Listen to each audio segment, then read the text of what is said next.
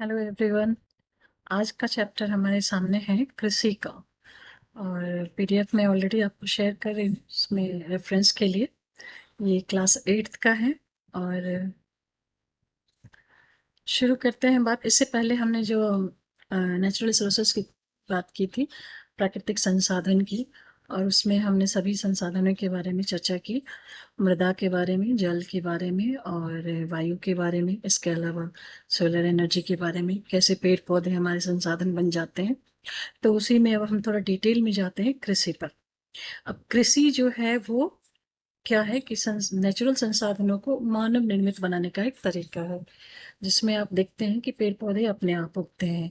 लेकिन इन पेड़ पौधों को जब हम उगाते हैं एक बड़े पैमाने पर, एक बड़े क्षेत्र में, जमीन साफ करके, मनुष्य जब उसको उगाता है तो उसको हम प्रॉपर तरीके से उगाते हैं। और ये जो तरीका है वो खेती कहलाती है, जिसमें हम कौन कौन से प्राकृतिक संसाधनों का उपयोग कर रहे हैं। मृदा, जो मिट्टी है, उसका उपयोग कर रहे हैं। लैंड का उपयोग कर रहे हैं, जो भी हमारे पास प्रॉपर्टी है, लैंड है कृषि योग्य, तो उसके लिए वो फर्टिलाइज करने लायक होना चाहिए।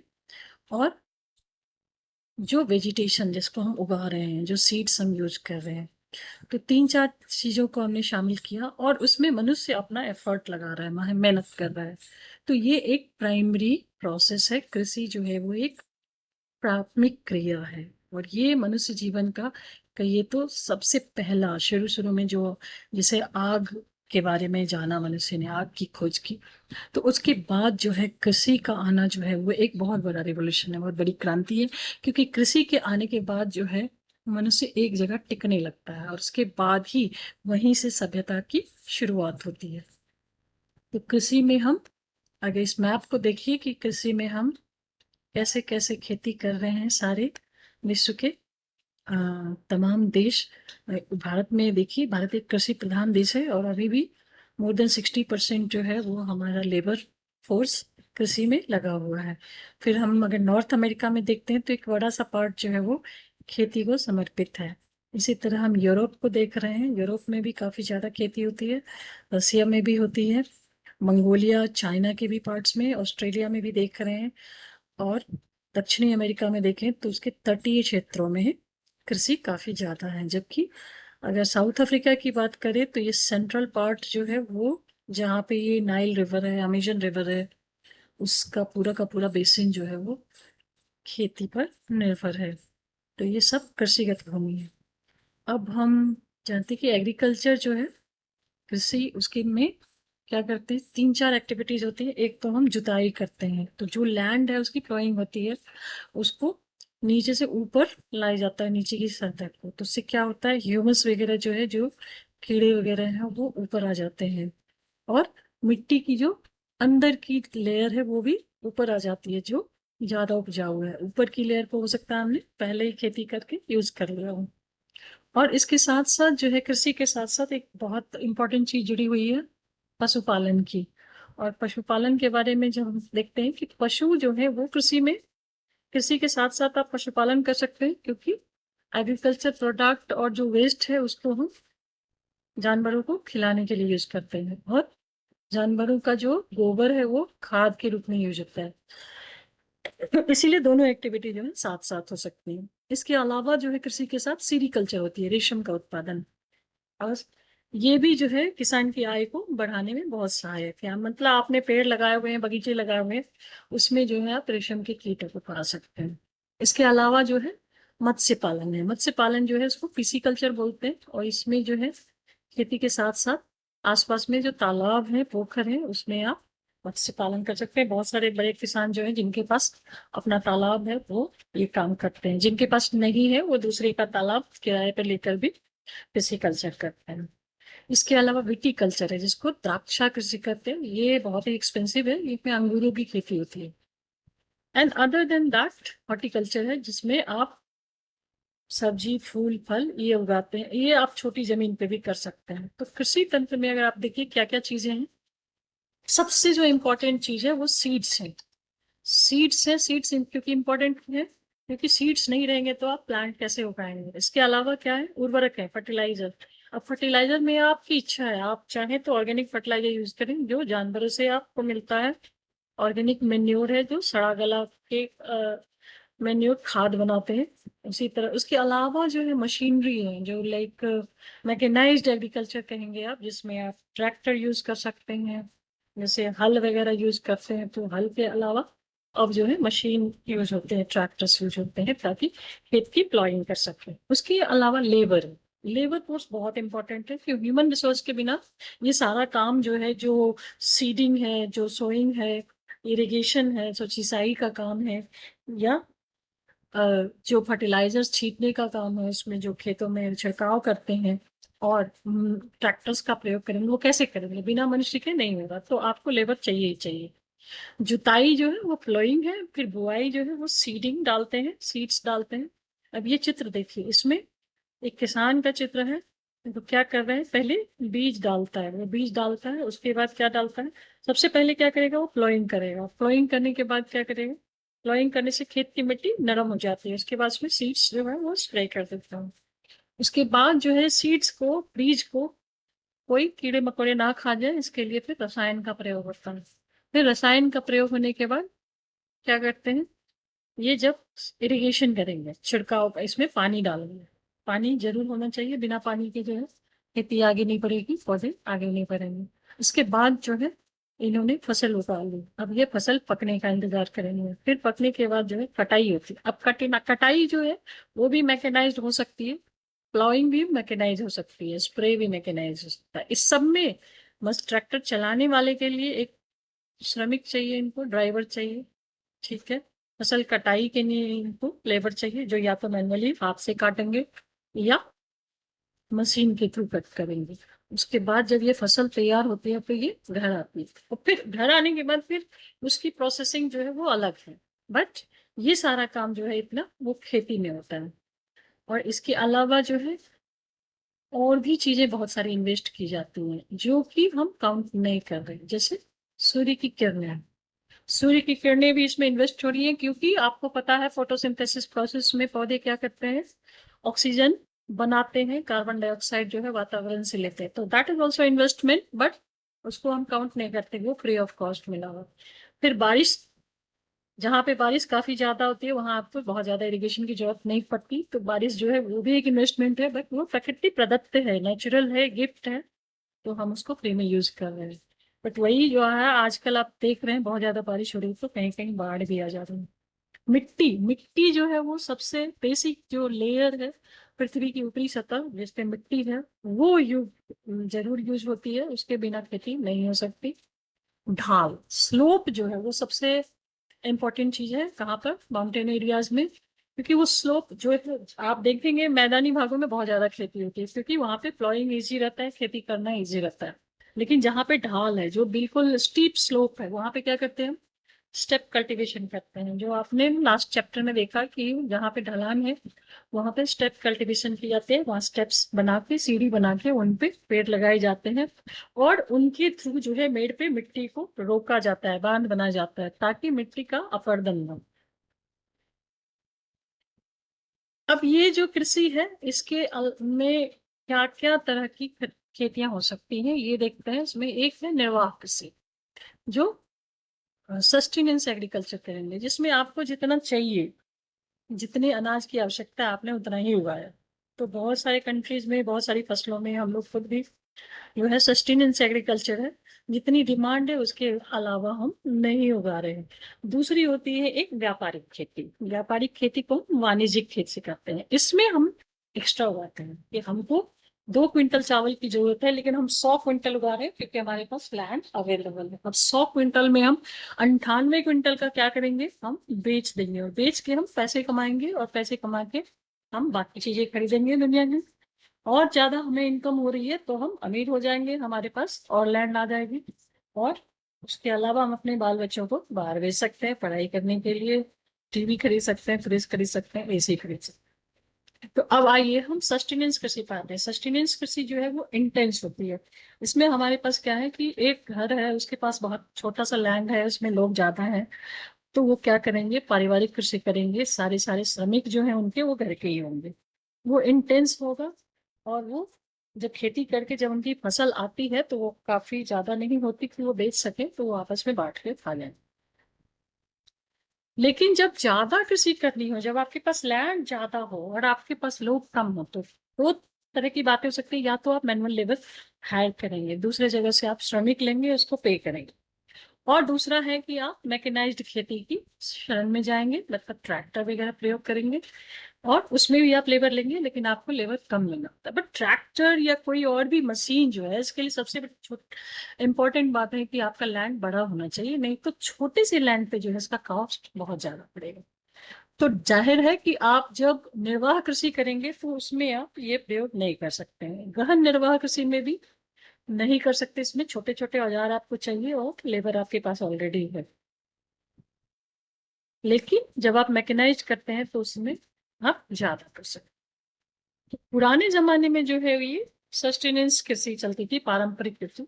और इसमें क्या होता था कि आपने एक जमीन की टिलिंग की, उसमें जो है पौधे उगाए, दूसरा जमीन जो है तब तक पड़ता पड़ा हुआ है, और उसकी उर्वरक क्षमता जो है वो अपने आप जो है, प्रकृति जो है उसको फिर से रिजुवनेट कर रही है। उसके बाद आपने एक एक जगह को छोड़ दिया, फिर दूसरे जगह उगाया, फिर उस जमीन को जिसपे आप ऑलरेडी खेती कर चुके हैं उसको छोड़ देते। इंटेंस कृषि में क्या होता है कि ज्यादा धूप वाले जगह में साल में 3 बार फसल निकालते हैं। चावल निकाला, गेहूं निकाला, मक्का निकाला, बीच में हमने दलहन तिलहन भी निकाला। तो मानसूनी एरिया में जो है ये कृषि प्रचलित है। आप भारत के कई भागों में देखेंगे कि हम 3 बार फसलें निकालते हैं। लेकिन बीच में जो 4-5 महीने लैंड को खाली छोड़ दिया जाता था पारंपरिक कृषि में, वो कोई बुरी चीज नहीं थी, उससे लैंड की उर्वरकता बढ़ जाती। अब अगर हम देखें, ये बीच में गायब होता है।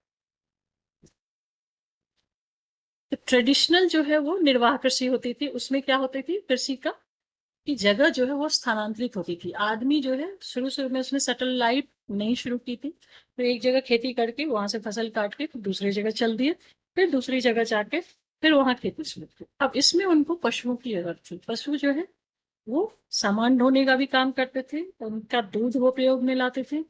पशुओं को वो खेतों में भी यूज कर लेते थे, हल चलाने के लिए यूज कर लेते थे, जमीन को खोदने के लिए, है ना। तो इस तरह की चीजों में पशु उनको काम आ जाते थे। और जो चारा होता था वो भी उनको खेती के सामान से ही निकल जाता था। जो घास फूस वो फेंकते हैं खेती में, जो खरपतवार होते हैं, उनको जो है पशुओं के लिए आप यूज कर सकते हैं। अब स्थानांतरित कृषि जो होती है, ये जो है शिफ्टिंग एग्रीकल्चर बोलते थे इसको।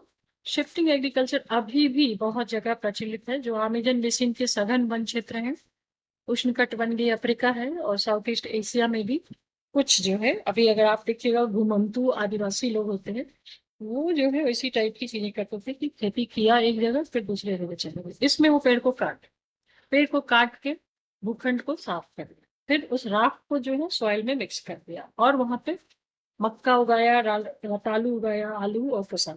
उसके बाद जब लैंड की फर्टिलिटी खत्म हो गई तो वो दूसरी जगह शिफ्ट कर जाते।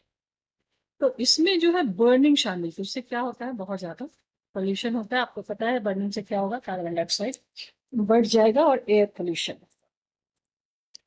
अब शिफ्टिंग एग्रीकल्चर के साथ साथ जो चलता है एक वो शिफ्टिंग पशुपालन है।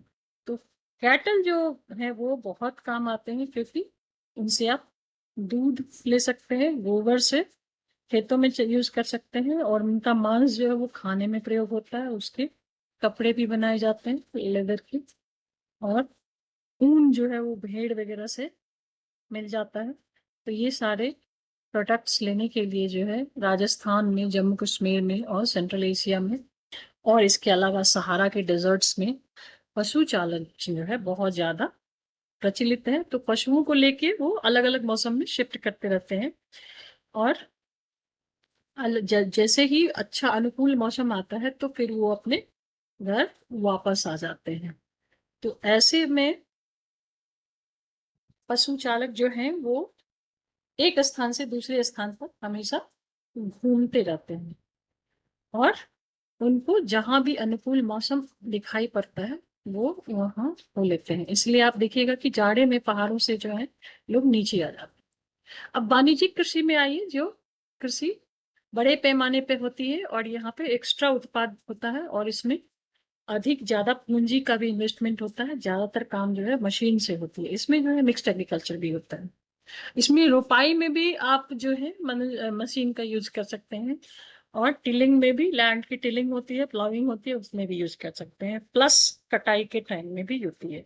बल्कि जब आप इरिगेशन करते हैं तो उसमें भी मैकेनाइज्ड ड्रिप इरिगेशन है, उसका प्रयोग होता है, और उसके अलावा कटाई के टाइम में भी थ्रेशर वगैरह यूज करते हैं। अब ये सैकड़ों हेक्टेयर तो उगाएंगे, इसमें एक साथ बहुत सारा लैंड होता है। तो इसमें इंडिया में ये प्रयोग तभी संभव हो पाया जब लैंड कंसोलिडेशन हुआ, मतलब जोत की को जो है कंसोलिडेट कर दिया गया, ताकि बड़े बड़े खेत हो, कई किसानों ने मिल मिल कर अपना खेत मिला लिया, ताकि बीच में जो मेड़ है वो हट जाए और आराम से ट्रैक्टर वगैरह का प्रयोग हो सके। लेकिन इसका रिजल्ट बहुत अच्छा रहा, और पंजाब और हरियाणा में ये बहुत ज्यादा सक्सेसफुल हुआ, और इसलिए वहां पे चावल का उत्पादन काफी बढ़ गया, जबकि गेहूं का उत्पादन वहां पहले से ही होता है। वाणिज्यिक कृषि में जो है, चूंकि बहुत ज्यादा लंबे लंबे क्षेत्र में होता है, तो जो शीतोष्ण घास के मैदान है, जहाँ पे घास के मैदान है, या नॉर्थ अमेरिका है तो पंपास का, डाउन्स का एरिया, वो जो घास के मैदान है उसमें बहुत ज्यादा एग्रीकल्चर जो है व्यापक पैमाने पे हो सकती है। लेकिन चूंकि वहां पे ठंड है, इसलिए एक ही फसल उगाई जाती है। जब मिक्स्ड एग्रीकल्चर होती है तो उसमें क्या है, चारे की फसल भी साथ में लेते हैं, क्योंकि पशुपालन भी करते हैं ज्यादातर किसान। तो एक तरफ जो है सस्टेनेंस खेती होती है, जिसमें खाने का सामान उगाया जाता है, ग्रेन्स उगाए जाते हैं, दूसरी तरफ चारे की फसल है, और इसमें मुख्य रूप से पशुपालन होता है। ये यूरोप में, पूर्वी संयुक्त राज्य America, Argentina, south east Australia और न्यूजीलैंड आपकी किताब में लिखा हुआ है, इस सब में पाई जाती है। अब रोपण कृषि है। रोपण कृषि क्या है, इसमें जो है आप ऑर्चर्ड लगाते हैं, बगीचे लगाते हैं, बागान लगाते हैं। अब बागान किस किस चीज का हो सकता है, चाय का, कॉफी का, काजू, रबर, केला, और ये सारी जो कपास है, ये सब जो है नकदी फसल करते हैं, क्योंकि इसमें बहुत पैसा मिलता है। लेकिन पैसा है तो इसमें काफी मेहनत भी है, और ऐसे औद्योगिक रूप से इसको समझिए कि इस खेती का किया जाता है। इसके लिए ट्रांसपोर्ट भी चाहिए, क्योंकि जो प्रोडक्ट है उसको तुरंत ट्रांसपोर्ट करना पड़ता है, नहीं तो वो खराब हो जाएगा। तो चाय हो, कपास, कॉफी हो, काजू हो, ये सब जो है ऐसे एरिया में करेंगे जहाँ बारिश हो, मिट्टी अच्छी हो, काली हो, और ट्रांसपोर्ट भी हो। तो ज्यादातर जो ट्रॉपिकल एरिया है वहां पे ये रोपण कृषि पाई जाती है, और प्लांटेशन कर सकते हैं इसको, प्लांटेशन एग्रीकल्चर।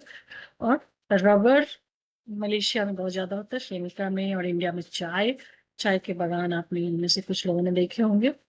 जो मेन जनसंख्या है, पॉपुलेशन है, वो क्या उगाती है, फूड ग्रेन्स, क्योंकि फूड ग्रेन्स की जरूरत सबको है। पूरे विश्व में जो है फूड ग्रेन्स, आपको पता है अभी भी बहुत सारे कंट्रीज के पास फूड ग्रेन्स जो है नहीं है, तो उनको आयात करना पड़ता है। इवन हमारा देश जो है वो स्वतंत्रता से पहले आयात पर निर्भर करता था, तो हमें अमेरिका से गेहूं मंगवा के खाना पड़ता था। लेकिन आज की डेट में हम लोग फूड ग्रेन्स के मामले में अ, बिल्कुल सब सफिशियंट है, आत्मनिर्भर है, और दलहन की फसल भी है अब काफी ज्यादा हो रही है। तो फूड ग्रेन्स में अगर हम देखें तो सबसे ज्यादा इंपॉर्टेंट क्या है, चावल। चावल जो है वो विश्व की मुख्य खाद्य फसल है, ज्यादातर लोग चावल खाते हैं। अब आपने कई बार सुना होगा कि चावल खा के मोटे हो जाते हैं, ऐसा होता तो पूरा विश्व मोटा हो गया होता, क्योंकि चावल बहुत ज्यादा, और चावल को काफी पानी चाहिए, इसलिए जहाँ पे पानी होगा, हाई टेम्परेचर होगा, वहां पे होगा। मतलब हमारे जो ये बाढ़ ग्रस्त इलाके हैं उसमें धान की फसल जो है जबरदस्त होती है, और बाढ़ नहीं आए तो गेहूं की फसल होती है। इसके लिए जलोढ़ मिट्टी चाहिए जो नदियों द्वारा लाई जाती है। इसलिए चाइना जो है वो बहुत ज्यादा राइस उगाता है, सबसे आगे है। उसके बाद इंडिया है, जापान है, श्रीलंका और इजिप्ट है। बट ये दोनों कंट्री के बारे में देखिए, चाइना और इंडिया जो है वो बहुत ज्यादा चावल खाता भी है। तो हम कितना एक्सपोर्ट करते हैं उस पर निर्भर करता है कि हमारा रैंकिंग क्या है। सेकेंड है गेहूं। गेहूं में सबसे ज्यादा धूप की आवश्यकता होती है, और इसको जो है अलुवियल सॉइल चाहिए, जो पानी जो है इसका फ्लो आते रहे इसमें। और गेहूं जो है साउथ अमेरिका में बहुत होता है, यूएस में बहुत होता है, कनाडा में है, और अर्जेंटीना तो गेहूं का देश ही माना जाता है। रसिया, यूक्रेन, ऑस्ट्रेलिया में भी होता है। इंडिया में जो है कोल्ड सीजन चाहिए, तब जाके गेहूं उगाया जाता है। पर मिलेट्स का आजकल बहुत ज्यादा प्रधानमंत्री भी प्रचार कर रहे हैं, और मिलेट्स को बढ़ावा मिल रहा है, क्योंकि पहले इसको मोटा अनाज कहा जाता था, लेकिन आज के डेट में हम जानते हैं कि मिलेट जो है वो सुपर फूड हो गया है। और सुपर फूड होने की वजह से मिलेट का बहुत ज्यादा प्रयोग होता है, और लोग खाने लगे हैं इसको सुपर फूड के रूप में। और बहुत सारी बीमारियों में जो है ज्वार बाजरा और रागी जो है लोगों को प्रिस्क्राइब किया जाता है कि आप गेहूं मत खाइए, बहुत लोगों को गेहूं से एलर्जी होती है। तो इसके लिए जो है बारिश थोड़ी कम चाहिए, और मीडियम तापमान से भी काम चलाया जाता है, लेकिन सन रेज डायरेक्ट चाहिए, सूर्य की रोशनी काफी चाहिए। मक्का है जिसको थोड़ा सा मीडियम बारिश चाहिए, तो ये कम पानी वाले क्षेत्रों में भी हो सकता है। तो ये भी नॉर्थ अमेरिका, ब्राजील, चाइना, रसिया, कनाडा और इंडिया और मैक्सिको में उगाया जाता है।